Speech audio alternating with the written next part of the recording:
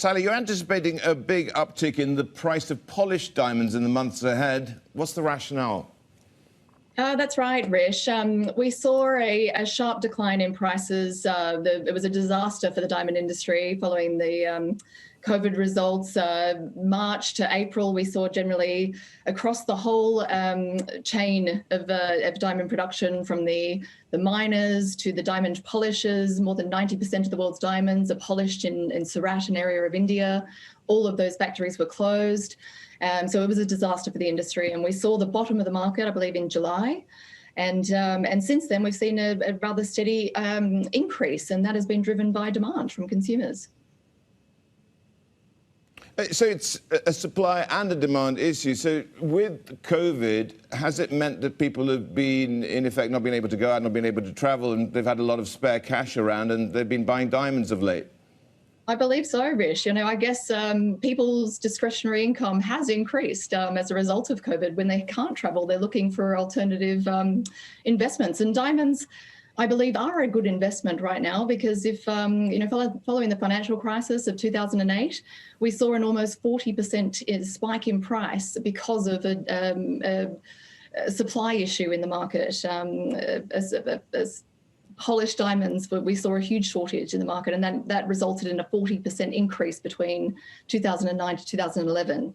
Since that time, we've seen generally a steady decline in prices, and diamonds haven't been this cheap in over 10 years.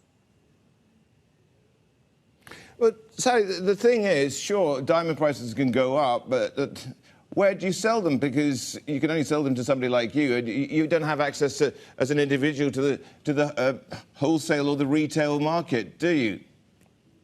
Well, it's true, Rish, and I do encourage my clients to never consider really diamonds as an investment opportunity, because it is difficult to get that retail price that one has paid back. It depends on, I guess, market conditions and who you bought from, what kind of retailer you bought from. And the more prestigious the brand, the greater the premium on the wholesale price you'd be paying. So there is an opportunity, I believe, to make money on a diamond if one buys now, because I do predict that diamond prices have only got one way to go.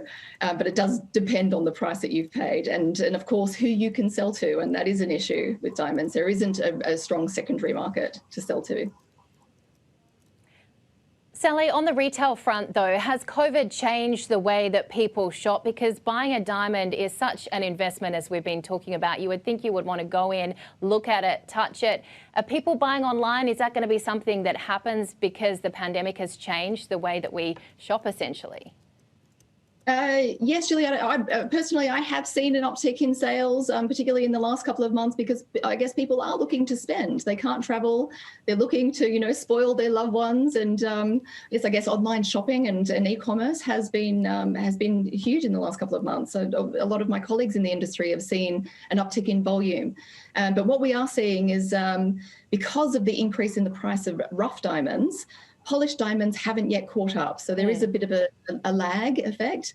And there is some smart buyers are seeing an opportunity to buy at a 10-year low in prices. And I guess people are seeing an opportunity to invest well right now.